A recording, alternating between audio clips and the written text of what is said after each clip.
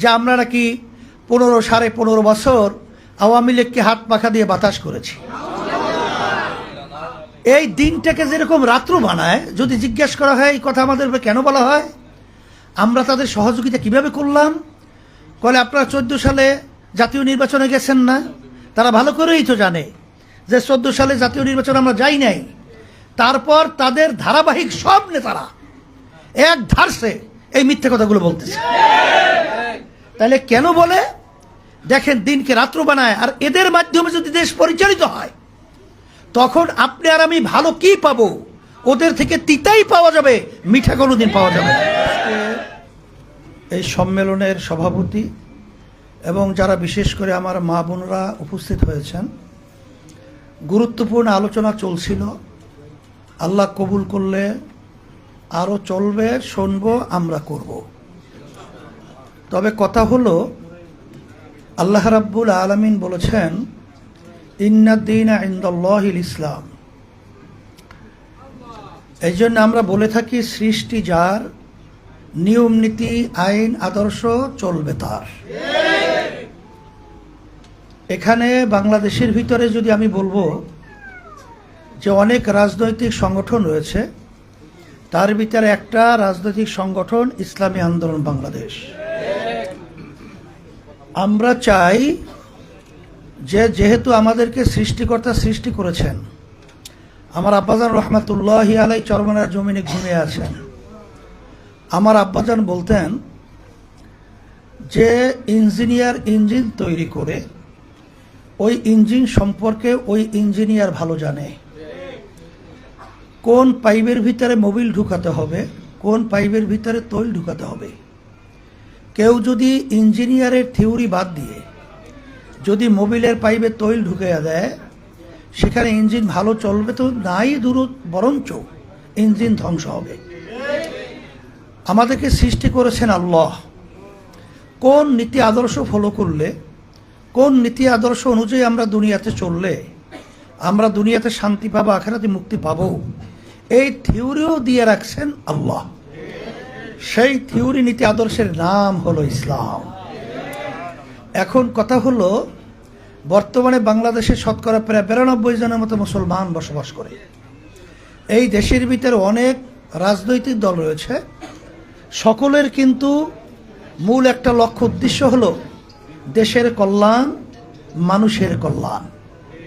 কিন্তু আমরা যদি বাস্তবতা পেছনের দিকে তাকাই, 53 বছর এই দেশটা স্বাধীন হওয়ার পরে যারা দেশ পরিচালনা করেছে, যারা যে নীতি আদর্শের মাধ্যমে দেশ পরিচালিত তারা করেছিল, এর মাধ্যমে আমরা কি পেলাম? এদের মাধ্যমে সংক্ষেপে বারবার বলছি, আগেও বলেছি, এখন বলছি, এদের পরিচালনা আমরা পেয়েছি এই সুন্দর দেশ বাংলাদেশটা একবার দুইবার নয় 5 বার দুর্নীতির দিক থেকে, চোরের দিক থেকে তামাম দুনিয়ার ভিতরে ফার্স্ট হয়েছে। এদের পরিচালনা আমরা পেয়েছি। আমাদের দেশের টাকা বিদেশে পাচার করে কানাডা সহ বিভিন্ন জায়গায় বেগমপাড়া তৈরি করেছে। সদ্য ভূমিমন্ত্রী ফ্যাসিস্টের আওয়ামী লীগ সরকারের সময় তার একার বাড়ির সন্ধান পাওয়া গেছে 3টা দেশের মধ্যে 620টার মতো বাড়ি। সেখানে দামের কথা উল্লেখ করা হয়েছে 5,700 এত কোটি টাকা।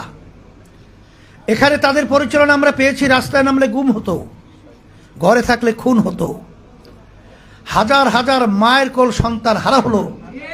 শুধু তাই না, আইয়ামে জাহিলিয়াতের সেই বর্বর অসভ্যের যুগের যে ইতিহাস, তাও কিন্তু আমরা এদের পরিচালনায় পেয়েছি। আয়নাঘর, এদের পরিচালনায় আমরা পেয়েছি।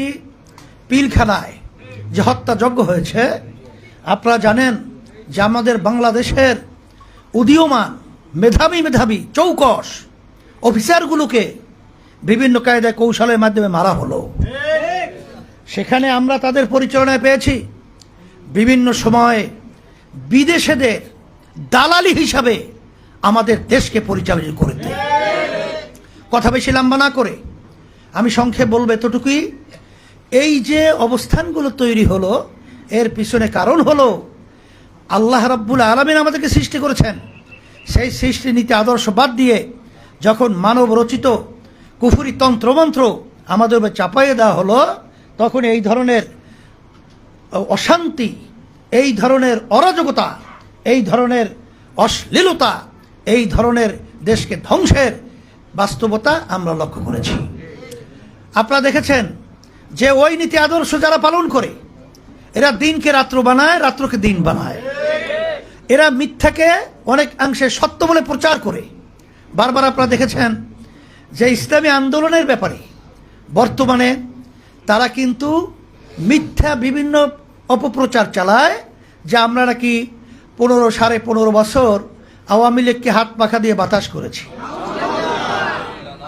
এই দিনটাকে যেরকম রাত্র বানায়, যদি জিজ্ঞাসা করা হয় এই কথা আমাদের কেন বলা হয়, আমরা তাদের সহযোগিতা কিভাবে করলাম, বলে আপনারা 14 সালে জাতীয় নির্বাচনে গেছেন না? তারা ভালো করেই তো জানে যে 14 সালে জাতীয় নির্বাচনে আমরা যাই নাই। তারপর তাদের ধারাবাহিক সব নেতারা এক ধারসে এই মিথ্যে কথাগুলো বলতেছে। তাহলে কেন বলে? দেখেন, দিনকে রাত্র বানায়। আর এদের মাধ্যমে যদি দেশ পরিচালিত হয়, তখন আপনি আর আমি ভালো কি পাবো? ওদের থেকে তিতাই পাওয়া যাবে, মিঠা কোনোদিন পাওয়া যাবে না। আমরা বারবার বলেছি 14 সালে তো আমরা নির্বাচনে যাই নাই, জাতীয় নির্বাচনে তো আমরা যাই নাই। আপনারা কিভাবে বলেন? তারপরেও জোর করে এই মিথ্যাটাকে আমাদের উপর চাপাইয়ে দেওয়ার অর্থ যে ওদের আচরণগুলো, ওদের নীতি আদর্শগুলো, ওদের চরিত্রটাই হলো মিথ্যা বলা।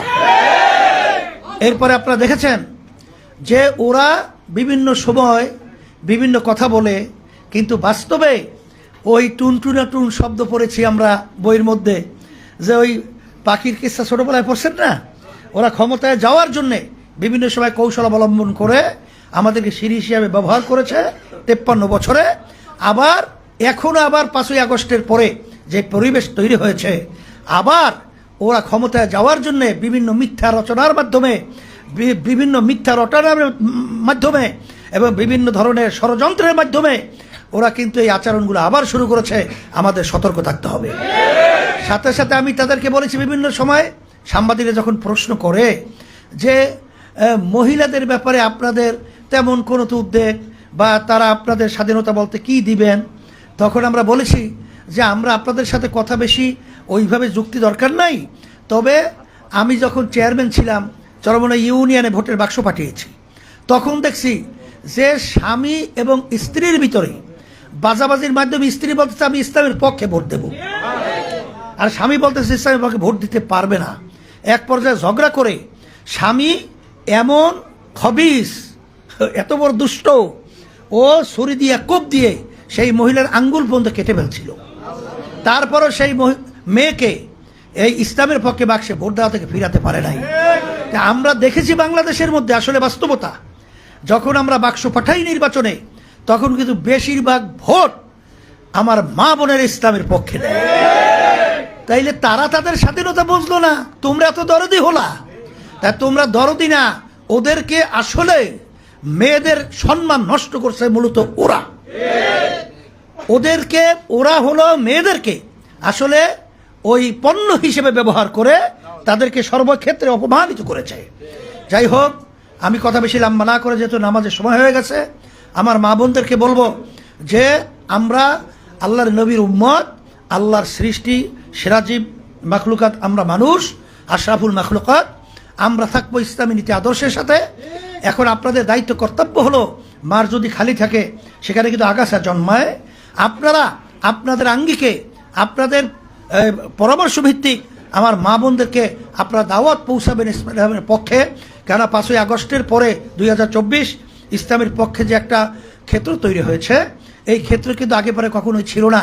এই ক্ষেত্রটা কিন্তু আপনি, আমি, আমরা সবাই একত্রিত হয়ে এটাকে কাজে লাগিয়ে ইসলামের গাছটাকে মজবুত করতে হবে।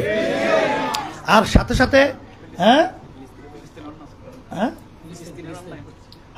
এরপর তো আপনারা জানেন যে তামাম দুনিয়ার ভিতর ওদের নীতি আদর্শের মাধ্যমে আজকে ফিলিস্তিনের ভিতর দেখেছেন, তামাম দুনিয়া সব এই অন্যায় প্রতিবাদ করার পরেও যারা নাকি মোরাল দাবি করে আমেরিকা সহ, তারা কিন্তু মূলত ওই বদমাইশ এবং খুনিদের পক্ষে অবলম্বন করেছে।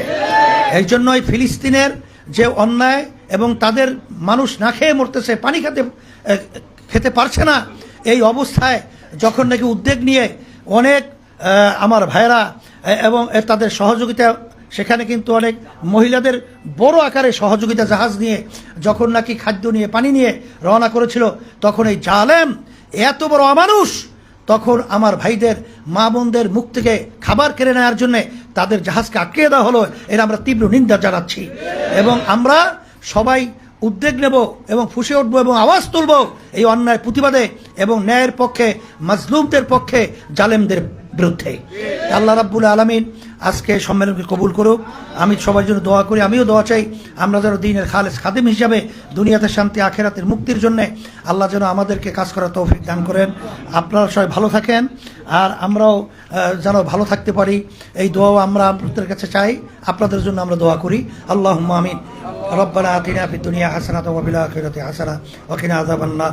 আল্লাহ সম্মেলনকে দিনের জন্য কবুল করে নেন। আল্লাহ দায়িত্ব অনুযায়ী কিয়ামতের ময়দানে প্রশ্ন হবে, আমরা যে দায়িত্ব পেলাম দায়িত্ব অনুযায়ী দায়িত্ব পালন করার তৌফিক দান করেন। রব্বুল আলামিন আজকে আমাদের এই সম্মেলনকে দিনের জন্য কবুল করে নেন, সর্বদিক থেকে আপনি হেফাজত করেন। সুবহানা রাব্বিকা রাব্বিল ইজ্জাতি আম্মা ইয়াসিফুন, সালামুন আলাল মুরসালিন, আলহামদুলিল্লাহি রাব্বিল আলামিন।